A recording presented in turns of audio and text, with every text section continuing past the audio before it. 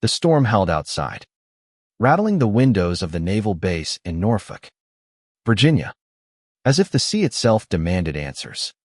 Lieutenant Daniel Harper stood rigid, his knuckles white, clutching the edge of a mahogany desk. He faced Admiral Richard Conway, whose steel-gray eyes bore into him like a torpedo locked on target. "You're throwing away your career, Harper," Conway barked, his voice slicing through the tension. "That pin, remove it. This is the Navy, not a pride parade." Daniel's jaw tightened. The rainbow pin on his collar, small but defiant, gleamed under the flickering desk lamp. He'd worn it for 3 years, through deployments, firefights, and whispers in the mess hall. It wasn't just a symbol. It was a vow to himself, to Ethan, to the truth he'd buried under layers of discipline and duty. But tonight, under Conway's glare, that vow felt like a noose. "I won't," Daniel said, his voice low but steady. "You don't know what it means." Conway leaned forward, his hands slamming the desk. "I know insubordination when I see it. You're a decorated officer. Harper, don't make me write you up." The words stung, but Daniel's mind flashed to a night 5 years ago, sand in his boots, blood on his hands, and Ethan's laughter fading into gunfire. He'd survived that desert ambush, but not whole. The scars on his chest burned under his uniform, a map of loss no metal could erase. He straightened, meeting Conway's gaze. "Then write me up," Daniel said.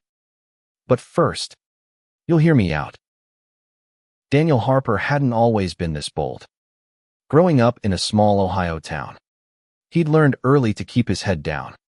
His father, a mechanic with calloused hands and a quick temper, saw weakness in anything soft. Daniel's mother, kinder but quiet, taught him to hide his heart. By 18, he'd escaped to the Navy, trading one cage for another.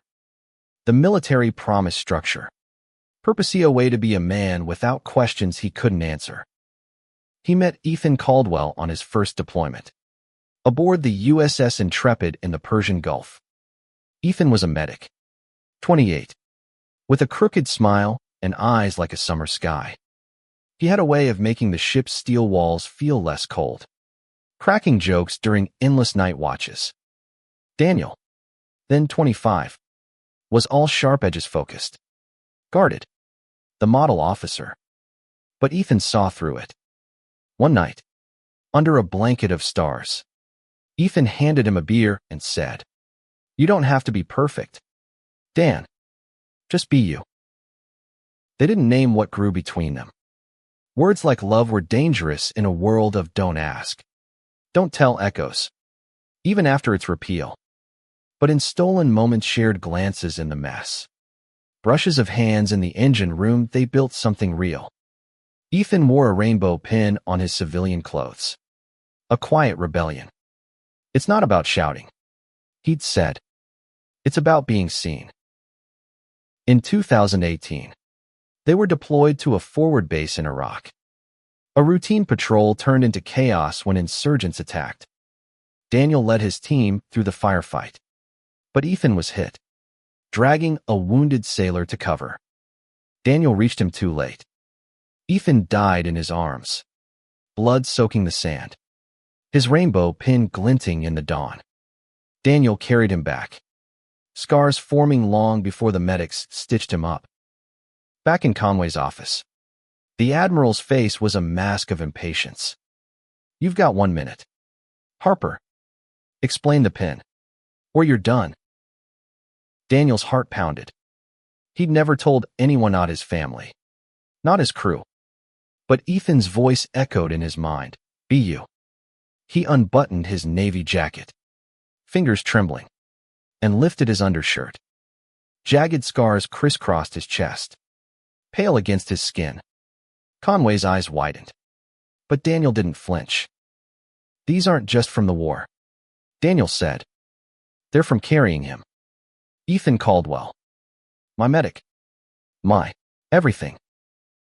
Conway's jaw slackened, but he said nothing. Daniel pressed on, voice cracking. He wore that pin. He died for it for who he was. I wear it so he's not forgotten. So I'm not forgotten. The room fell silent, save for the storm outside. Conway stared at the scars. Then the pin. His expression unreadable. Daniel braced for the worst. But something shifted in the Admiral's eyes, something human. Sit down, Lieutenant, Conway said finally, his voice softer.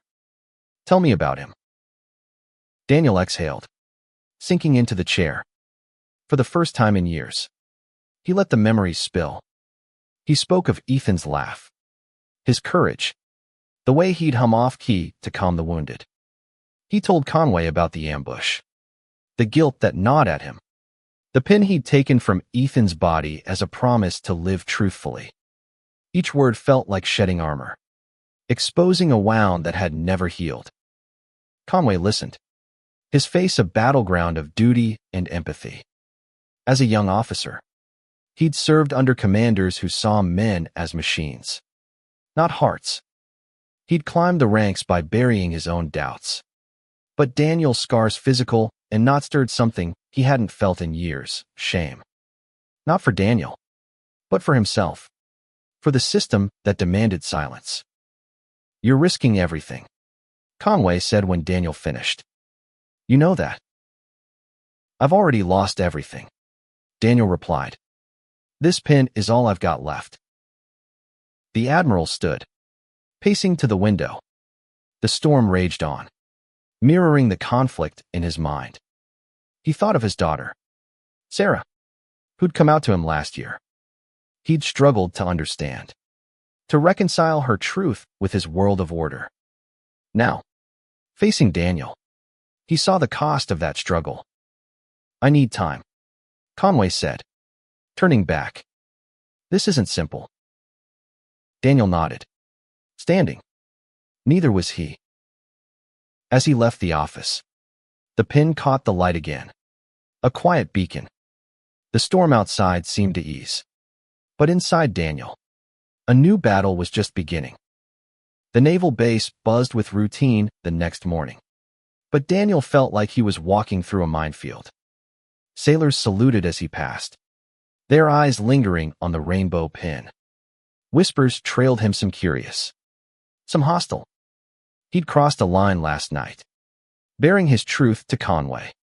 Now, he waited for the fallout. In the officers' mess, Lieutenant Commander Maria Torres caught his arm. Heard you went toe-to-toe with Conway, she said, her dark eyes sharp but kind. Maria, 35, had been Daniel's friend since their academy days. She'd always had his back, even when he kept his secrets locked tight. Something like that, Daniel muttered, stirring his coffee. Probably career suicide. Maria leaned closer, lowering her voice. You're not alone, Dan. Half this base has secrets. You just were yours. Her words steadied him, but doubt gnawed. He'd spent years building a reputation cool under pressure, first into danger. Now, he was the guy with the pin, the one who'd cracked open his chest for an admiral who might still court-martial him. He thought of Ethan, who'd faced worse odds, with a smile. Keep going. Ethan's voice seemed to whisper. Conway sat in his office, staring at a photo of his daughter, Sarah. She was 24, a law student with her mother's smile and his stubborn streak. Last year, she'd told him she was bisexual, her voice trembling as she waited for his reaction. He'd said he loved her, but the words felt hollow. He didn't understand, not then.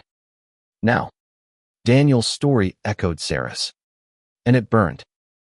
He pulled Daniel's file. Medals for valor, commendations for leadership, and a disciplinary note from a junior officer years ago, citing unprofessional conduct with a medic. It was vague, dismissed at the time. Conway's gut twisted. He'd seen those notes before, code for things the Navy didn't want to name. His phone buzzed. Sarah's name lit up the screen. He hesitated, then answered. Dad, you okay? Her voice was warm. Worried. You sound off. Conway rubbed his temple. Just work. Tough case. Want to talk about it? She pressed. He wanted to. He wanted to ask how she carried her truth so openly. How she faced a world that didn't always understand. But he couldn't, not yet. Soon. He said. Love you, kid. Hanging up, he called his aide. Get me Harper's service record. Everything. Daniel's day was a blur of drills and paperwork. But the pen felt heavier with every glance it drew. By afternoon, he was summoned to the training yard, where a group of ensigns waited for a briefing. Among them was Ensign Tyler Brooks, 22, cocky and sharp-tongued, who'd made snide remarks about rainbow warriors before. Daniel braced himself. Lieutenant Harper, Tyler drawled, loud enough for the group to hear. That pen regulation. The yard went quiet. Daniel's pulse spiked, but he kept his voice even. It's personal. Ensign. Focus on the briefing. Tyler smirked. Just asking. Sir. Some of us follow rules. Maria, overseeing the group, stepped in. Ensign Brooks. Stow it. Or you're scrubbing decks till Christmas. The ensign snickered, but Tyler's eyes stayed cold. Daniel pushed through the briefing. His words clipped. Precise. He felt exposed, like a ship with its hull breached. But he remembered Ethan's pin, tucked in his pocket during patrols. A secret strength. He wouldn't hide. That evening, Daniel found a note slipped under his bunk door. Scrawled in hasty ink, You're not alone. Deck 3, 2200. No signature. His first instinct was suspicion. Pranks weren't uncommon. But something about the note felt genuine, like a lifeline tossed in a storm. At 10 p.m., Daniel climbed to Deck 3, a quiet corner of the base overlooking the harbor. The air was thick with salt and the hum of distant ships. A figure waited in the shadows. Petty Officer Lena Carter, 29, a logistics specialist with a no-nonsense demeanor. She'd always been professional, distant. Now, her eyes held something new. You got my note, she said, stepping into the light. Her uniform was crisp, but a small pride flag patch was sewn inside her jacket, barely visible. Daniel nodded. Wary. What's this about? Lena glanced around, then spoke softly. I saw you with Conway. The pin. I get it. My girlfriend's in San Diego. We don't tell anyone. Her words hit like a wave. Daniel had never known, had never thought to ask. Why tell me now? Because you're out there, she said. You're taking the heat. Some of us, we're not that brave yet. They talked for an hour, sharing stories of hiding, of love kept in shadows. Lena spoke of her girlfriend, Mia, a teacher who sent her letters coated with private jokes. Daniel told her about Ethan, the first time he'd said his name aloud to someone new. It hurt, but it also felt like breathing. As they parted, Lena touched his arm. Keep the pen. Harper, it's bigger than you. Conway spent the night reading Daniel's record, cross-referencing reports from the Iraq ambush. Ethan Caldwell's file was there too. Heroic actions. Posthumous commendation. A note mentioned a rainbow pin found in his effects, logged as personal item. Conway's chest tightened. He hadn't known, hadn't wanted to know. He thought of the Navy he'd joined decades ago, a world of rigid lines and unspoken rules. He'd enforced them, believing they protected order. But Daniel's scars, Ethan's sacrifice, those were real. Order hadn't saved them. It had silenced them. By dawn, Conway made a decision.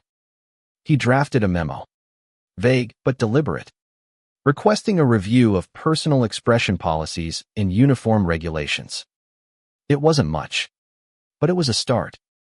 He owed that much to Daniel and to Sarah. The base woke to a gray dawn, the storm's remnants leaving puddles on the asphalt. Daniel felt the weight of eyes everywhere, some supportive, some wary. The pin was a beacon now, and he wasn't sure if it was a target or a shield. He focused on routine, leading a training session, but Tyler Brooks' smirk lingered in his mind. At noon, Maria pulled him aside in the armory. "Conway's been asking about you," she said, checking a rifle. "Not just your record. He's digging into Caldwell's too." Daniel's stomach dropped. "Why?" "Not sure. But he's not writing you up yet. That's something." She handed him a clip, her voice low. "Watch your back with Brooks. Kid's got a chip on his shoulder." Daniel nodded, but his thoughts were on Conway. Was the Admiral building a case? Or was something else at play? He couldn't shake the image of Conway's face last night, stern, but cracked with something like regret. Conway sat with Captain Ellen Hayes, 52, a legal officer with a reputation for fairness. Her office was sparse, just a desk and a shelf of law books. He'd asked for her advice, trusting her to cut through the fog. "Harper's within his rights," Ellen said, scanning the regulations. "Personal pins are allowed if they don't disrupt unit cohesion. But you know how it works, Richard. Perception matters." Conway frowned. He's a good officer. The pins, personal, tied to a fallen sailor. Ellen raised an eyebrow. "You're defending him." "I'm trying to understand," Conway said. "He showed me his scars, told me about the man he lost. It's not just a pin." Ellen leaned back, studying him. "You're human today, Richard. That's new." She paused. "Look, you can't ignore the optics. Some sailors, Brooks, for one, are stirring trouble. If you let this slide, it's a signal. If you punish Harper, it's another." Conway rubbed his jaw. "What would you do?" "Talk to the crew. Gauge the mood. Harper's not the only one with a story. You might be surprised." That afternoon, Daniel led a navigation drill on the USS Sterrett.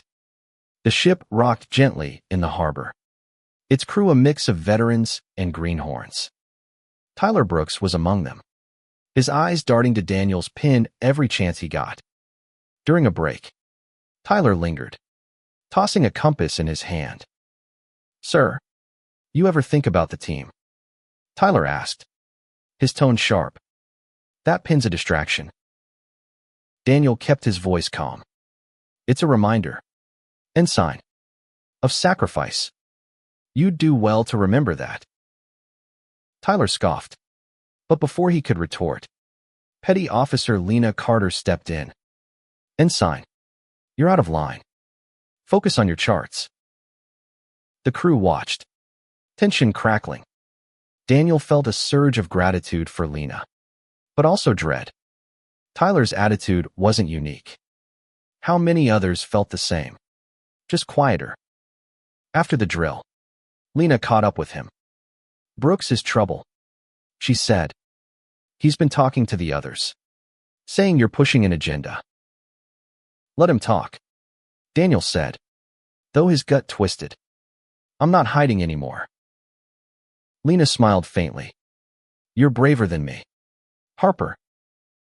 Conway took Ellen's advice, calling an informal meeting with a dozen sailors, officers, and enlisted. A cross-section of the base. He kept it casual. No ranks. Just coffee and questions. "I want to hear you," he said. "What's the mood out there?" The room was hesitant at first. Then a chief petty officer, Marcus Reed, 40, spoke up. "It's about Harper's pin. Right. Some guys don't get it. Think it's political." "Is it?" Conway asked. Marcus shrugged. Depends who you ask. I served with Caldwell. He was solid. If Harper's honoring him, I don't care what's on his collar. Others chimed in. Some saw the pin as a challenge to tradition. Others saw it as courage. Lena, present but quiet, finally spoke. It's not about politics. It's about who we are. Hiding that, it eats you. Conway nodded, his mind on Sarah. He hadn't realized how many carried silent burdens. He ended the meeting with a promise to listen. But no answers. Not yet. That night, Daniel sat alone in his quarters. Ethan's old dog tags in his hand. They were scratched. Worn. A piece of him that survived. He traced the letters of Ethan's name, remembering their last night before the ambush. Ethan had kissed him in the shadow of a Humvee, whispering, "We'll get through this. Dan. Together." A knock broke his reverie. Maria stood at the door, her face grim. "Conway's holding a hearing tomorrow. You're the subject." Daniel's heart sank. For the pin. For conduct, she said. Brooks filed a complaint. Says you're undermining morale. Anger flared, but Daniel forced it down. Let them come for me. I'm done running. Maria squeezed his shoulder. You're not alone. Dan, remember that. As she left, Daniel pinned the rainbow pin to his undershirt, close to his heart. Tomorrow, he'd face the Navy, scars and all. For Ethan. For himself. The hearing room was stark. A gray box with a long table and fluorescent lights that buzzed like judgment. Daniel sat at one end, his uniform crisp, the rainbow pin gleaming defiantly. Across from him, Admiral Conway presided, flanked by Captain Hayes and a personnel officer, Lieutenant Commander Paul Nguyen, 38, whose neutral expression gave nothing away. Tyler Brooks sat with his advocate, a junior officer named Ensign Claire Dodd, 26, her notes meticulously organized. Tyler's complaint was formal. Lieutenant Harper's display of personal ideology undermined unit cohesion and distracted from mission readiness. The words felt like shrapnel, each one aimed at Daniel's core. Conway opened the hearing, his voice steady but heavy. Lieutenant Harper, you've been accused of conduct prejudicial to good order. How do you respond? Daniel stood, his heart racing but his voice clear. The pin honors a fallen sailor. Sir, it's personal, not political. I've served with loyalty. My record speaks for itself. Tyler leaned forward, his eyes glinting. With respect, sir, it's a statement. The crew's talking about it, not the mission. That's a problem. Captain Hayes interjected, her tone sharp. Ensign Brooks, have you witnessed Lieutenant Harper neglecting his duties? No, ma'am, Tyler admitted, shifting. But the pin's divisive. It makes people uncomfortable. Daniel's fists clenched under the table. Uncomfortable. The word echoed Ethan's last moments. When Daniel had held him, blood soaking through, the world collapsing. He wanted to shout, but he breathed deep, steadying himself. Conway watched Daniel closely. The lieutenant's composure impressed him, but Tyler's words stirred unease. He'd seen division tear units apart. Yet Daniel's scars, his story, lingered in Conway's mind. He turned to Nguyen. What's the crew's sentiment? Nguyen hesitated, choosing his words. Mixed. Sir. Some support Harper. Others feel the pin's a challenge to tradition. No impact on performance. Though. Conway nodded, then addressed Daniel. Lieutenant, tell us about the pin. Why does it matter? Daniel met his gaze, unflinching. It was Ethan Caldwell's. He was my medic, my friend, more. He died saving lives. This pin is his courage. His truth. I wear it to honor him and to be honest about who I am. The room stilled. Tyler's jaw tightened. But Claire Dodd scribbled notes. Her face unreadable. Conway felt a pang. Thinking of Sarah. He'd never asked her what her pride flag meant to her. Now, he wished he had. Lena Carter was called as a witness. She stood tall. Her voice steady. Lieutenant Harper's leadership is exemplary. The pin doesn't change that. If anything, it shows he's human. We need more of that. Tyler's advocate countered, questioning Lena's objectivity. Petty Officer Carter, you've expressed support for Harper. Are you biased? Lena's eyes flashed. I'm biased toward good officers. Harper's one of them. The hearing stretched on, with testimony from Maria, Marcus Reed, and others. Most praised Daniel's service, but a few echoed Tyler's concerns, citing distraction. Conway listened, his mind wrestling with duty versus fairness. He adjourned the hearing for deliberation, leaving Daniel in limbo. Outside, Daniel found Lena waiting. You did good in there, she said. Stood your ground. Feels like sinking, Daniel admitted. What if they take everything? Lena shook her head. They can't take your truth. Or Ethan's. Her words anchored him, but fear lingered. He thought of Ethan's pin, now tucked in his pocket during the hearing. He wanted to wear it openly, but regulations tied his hands. For now, Conway sat with Hayes and Gwen, reviewing notes. He's a model officer, Hayes said. Brooks' complaint is thin, more personal than professional. Gwen nodded. The pin's within regs. But it's a lightning rod. If we back Harper, we're setting a precedent. If we don't, we risk alienating others like him. Conway rubbed his eyes. And if we do nothing? Hayes frowned. It festers. The crew's already split. That night, Conway called Sarah. Hey, kid, he said, his voice rough. Your flag, what does it mean to you? Sarah paused, surprised. It's me, Dad.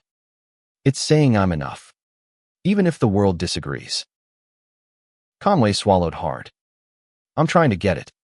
Sarah, I'm trying. After hanging up, he drafted a recommendation. No disciplinary action against Harper, but a base-wide discussion on personal expression.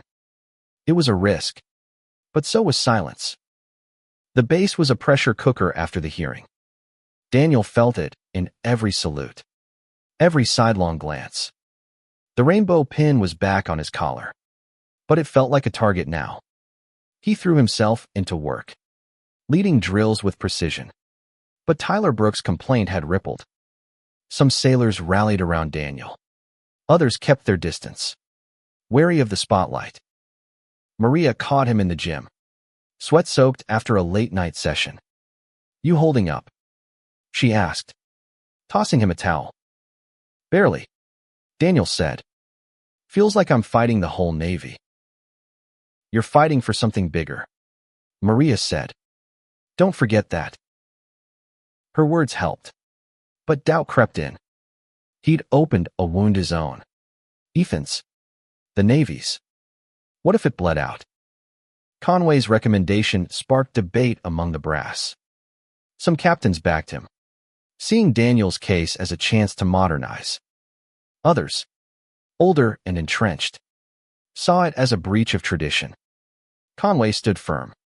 But the decision wasn't his alone. A board of senior officers would rule, and rumors swirled of pressure to make an example of Daniel. He met with Lena privately, seeking perspective. You spoke up for Harper, he said. Why risk it? Lena's eyes were steady. Because I know what it's like to hide. My girlfriend. Miash my world. But I can't wear a pin like Harper. He's carrying that for all of us. Conway nodded, thinking of Sarah. How do you balance it? Duty and who you are? It's not balance, Lena said. It's survival. Harper's trying to live, not just survive. Her words hit hard. Conway had spent decades surviving burying doubts, enforcing rules. Now, he wondered what he'd lost. Daniel received a summons to meet Conway alone. No hearing. No witnesses. The Admiral's office felt less like a battlefield this time. But Daniel's guard was up. Conway gestured to a chair, his face tired but open.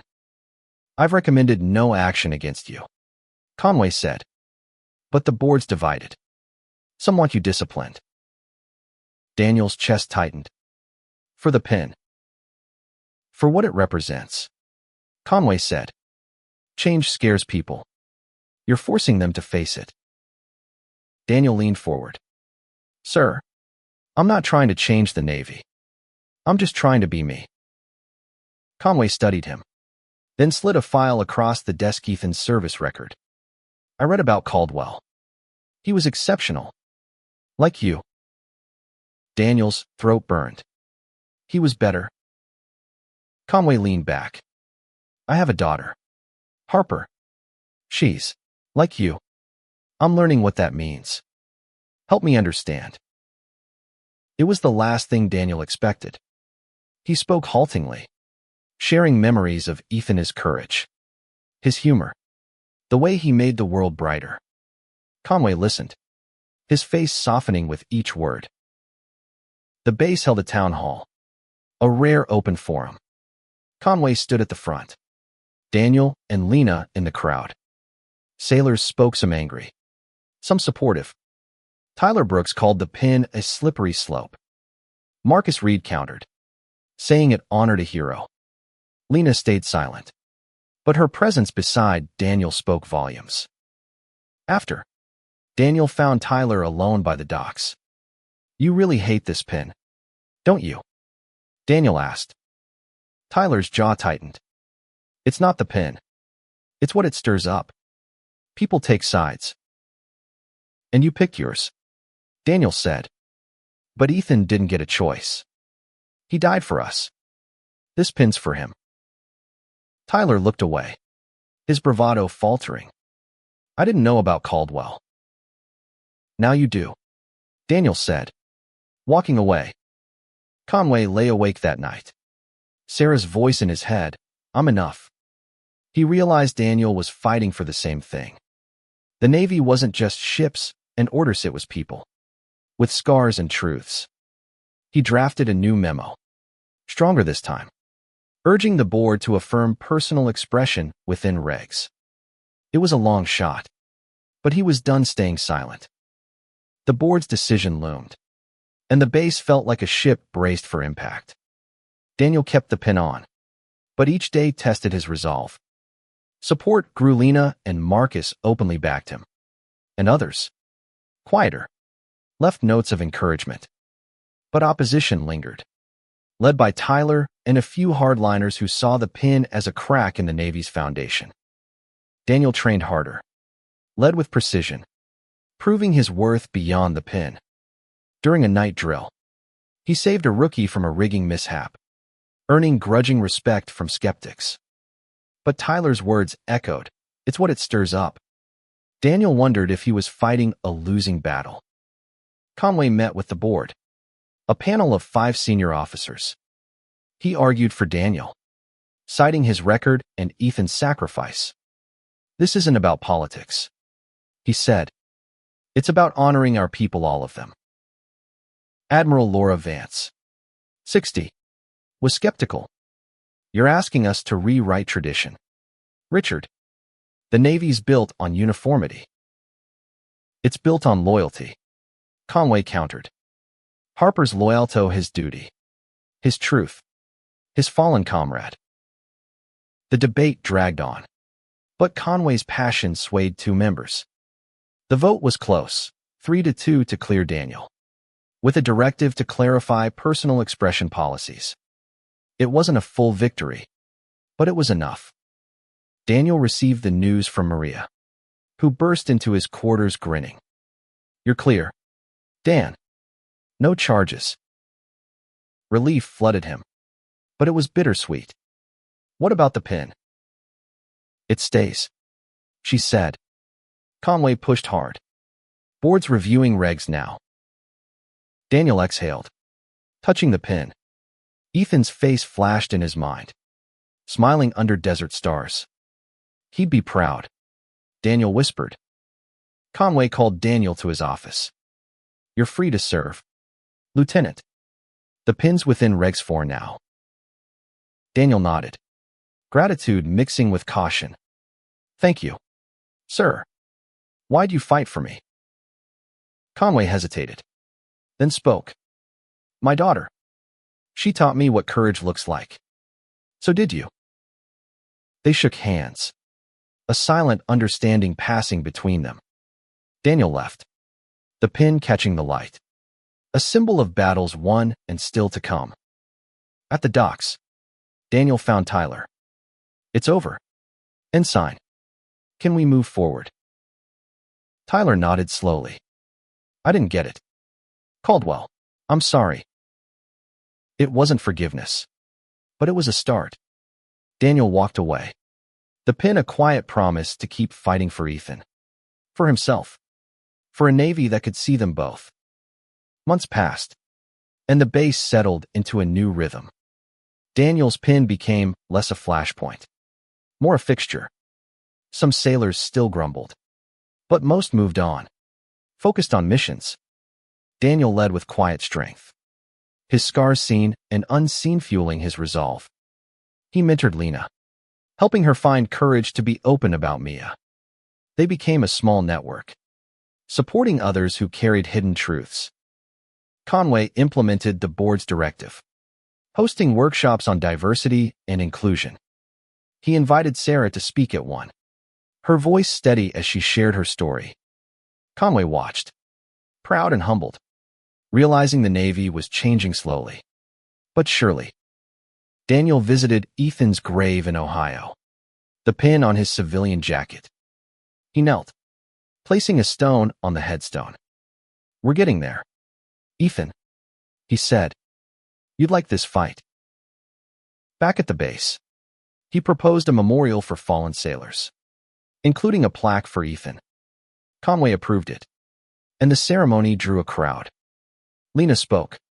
Tyler stood respectfully, and Conway unveiled the plaque, Ethan's name etched beside others.